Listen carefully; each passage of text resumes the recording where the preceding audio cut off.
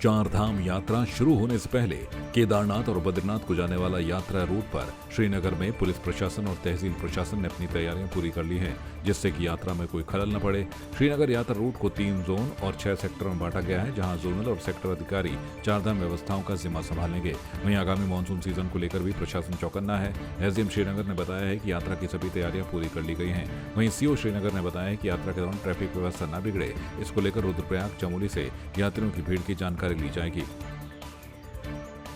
हमने अभी अपने पूरे स्ट्रेच को यहाँ से 3 जोन में और 6 सेक्टर्स में डिवाइड किया है।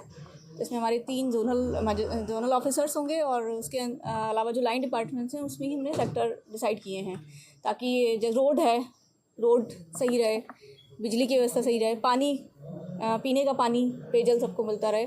आपको पता है कि इसी समय पे बारिश का भी मौसम आएगा और ये कलियासौड़ के पास में रोड भी जाम होती है, रोड ब्लॉक हो जाती है लैंडस्लाइड होने पर। तो उसके लिए हम क्या क्या व्यवस्थाएं करेंगे पहले से। चारधाम यात्रा के संबंध में शासन से एक आदेश आया है, जिस संबंध में मेरे द्वारा जो अस्थायी चौकी हैं उनमें आपदा से संबंधित पर्याप्त उपकरण, जेसीबी व अन्य के लिए मेरे द्वारा रिपोर्ट दी जा चुकी है। बहुत शीघ्र ही इन सभी छोटी छोटी समस्याओं का निराकरण कर दिया जाएगा। ट्रैफिक को लेके हम चारधाम यात्रा में हमारी मीटिंग आईजी स्तर से अन्य स्तरों से हुई थी। उसमें ये है कि श्री बद्रीनाथ, केदारनाथ, अन्य में कितने यात्री गए हैं उनकी सूचना रुद्रप्रयाग को, कर्णप्रयाग को, श्रीनगर को दी जाएगी और यात्रियों को असुविधा न हो उसके कारण से जो उनके वाहन हैं उनको रोकने का 12 घंटे, 14 घंटे, 24 घंटे रोकने का प्रयास किया जाएगा। मसूरी उत्तराखंड संघर्ष समिति की बैठक मसूरी शहीद स्थल पर आयोजित की गई, जिसमें नए पदाधिकारियों का माला पहनाकर स्वागत किया गया और सभी को शपथ दिलाई गई। वहीं शहर की लचर सीवर व्यवस्था पर एसडीएम को ज्ञापन दिया गया। शहीद स्थल पर आयोजित सभा में उत्तराखंड संघर्ष समिति के प्रदेश अध्यक्ष जयप्रकाश राणा ने कहा कि आने वाले समय में संघर्ष समिति को पूरे उत्तराखंड में गठित किया जाएगा, जिसमें सभी राजनीतिक संगठनों के साथ जनहित की समस्याओं के समाधान का प्रयास किया जाएगा। बहुत बहुत धन्यवाद बड़े भाई, आप यहाँ पर उपस्थित हुए।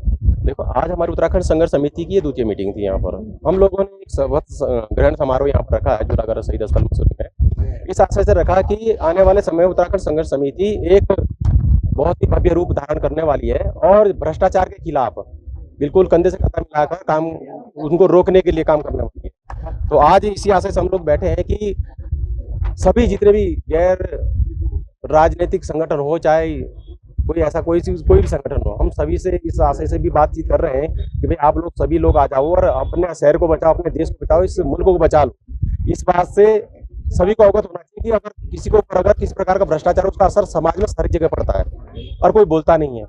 तो तरह तरह के राजनीतिक संगठन हम लोग जुड़े हुए हैं। तो इस आशय से आज मीटिंग हो गई हमारी कि भैया ये शपथ पत्र भी हमने आज यहाँ पर पढ़ा है, और चाहे अपना ही भाई क्यों ना हो, किसी का भी, या कोई भी सरकारी या गैर सरकारी कोई भी आदमी हो, अगर भ्रष्टाचार में लिप्त पाया जाएगा तो उसके खिलाफ दंडात्मक कार्य की जाएगी। हम लोग एकत्रित होकर उनके खिलाफ कार्रवाई, मुकदमा करवाएंगे और पीछा छोड़ने वालों में से जेल के सलाखों को पीछे पहुंचा देंगे, ताकि समाज में रहने वाले सभी लोग सुरक्षित रह सकें, हम लोग भी सुरक्षित रह सकें। तो हमने आज जो पद खाली चल रहे थे, कुछ पद हमारे जो रिक्त चल रहे थे, तो उनको भी आज यहाँ पे भरने की कार्रवाई शुरू की।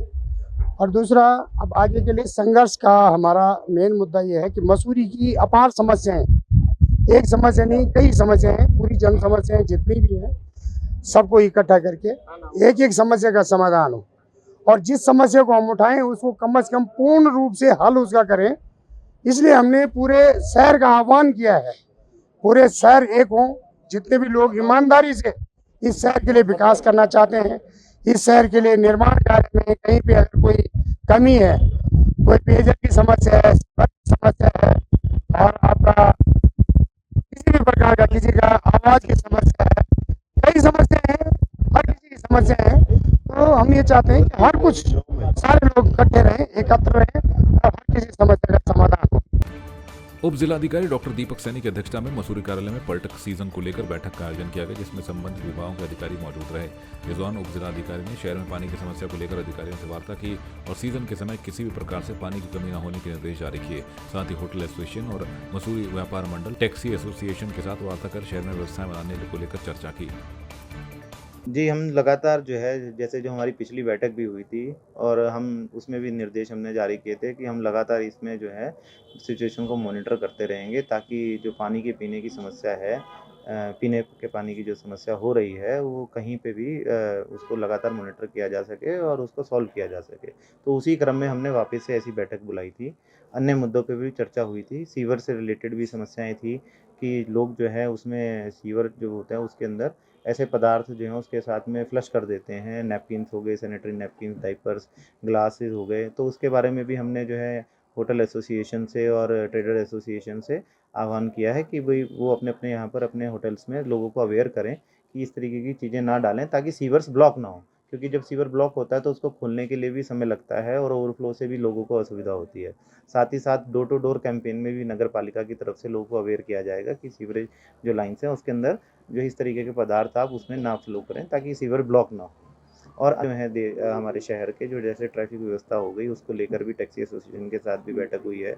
उनको भी ये चीज़ से अब उनसे निवेदन किया गया। उसमें कुछ सुधार भी दिखे हैं।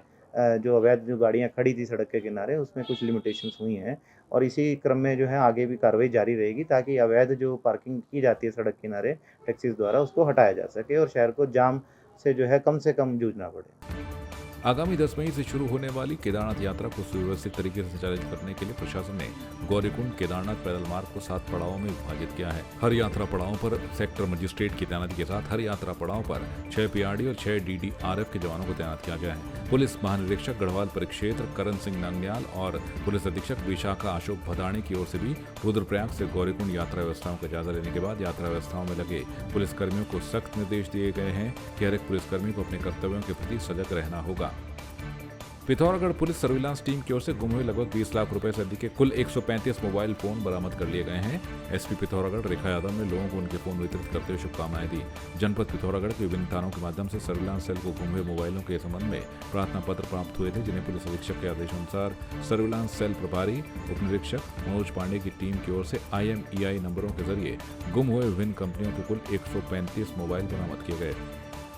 जनपद पिथौरागढ़ की सर्विलांस यूनिट द्वारा जनता के खोए हुए लगभग 135 मोबाइल फोन बरामद किए गए हैं, जिनकी बाजार की कीमत लगभग 20,25,000 के आसपास है। ये जो फोन है वो लोकल पब्लिक में यहाँ जो आए भ्रमण के लिए आते हैं टूरिस्ट, उनके फोन है जो सर्विलांस टीम द्वारा सतत प्रयत्न से बरामद किए गए हैं। और आज जो लोग जिनके फोन गुम हुए हैं उनको बुला करके उनको ये वापस पुनः लौटाए जा रहे हैं, जिससे उनके चेहरों पर खुशी लौटी है। इसके लिए मैं हमारी सर्विलांस यूनिट जो है उनको मैं धन्यवाद देती हूँ और उनको इस तरह के कार्य करने के लिए अग्रतर प्रोत्साहित भी करती रहूँगी। पिथौरागढ़ जिले के ग्राम चौना के वन क्षेत्र आग की चपेट में आ गया है। गौरतलब है कि इससे पूर्व ग्राम चौना के पड़ोसी गांव इल्मा के जंगल में आग लगी हुई थी। उसी से लगा हुआ क्षेत्र ग्राम चौना का जंगल है, जहां पर सुबह आग पहुंची और अब धीरे धीरे आग ने विकराल रूप ले लिया है। इसकी जानकारी मिलते ही ग्राम प्रधान चौना गणेश ज्येष्ठा और सरपंच देवेंद्र फरसवार ने ग्रामीणों के साथ आग को बुझाने का प्रयास किया जा रहा है। वहीं ग्राम प्रधान ने प्रशासन व वन विभाग से मदद की मांग की है। आपकी इस पर क्या राय है, हमें कमेंट कर जरूर बताएं। इसके साथ ही आप हमारे YouTube चैनल को सब्सक्राइब कीजिए। आप हमें Facebook, Instagram, Twitter और कू ऐप पर फॉलो भी कर सकते हैं। और संवाद 365 के साथ एक क्लिक में जुड़ने के लिए डाउनलोड कीजिए संवाद 365 ऐप।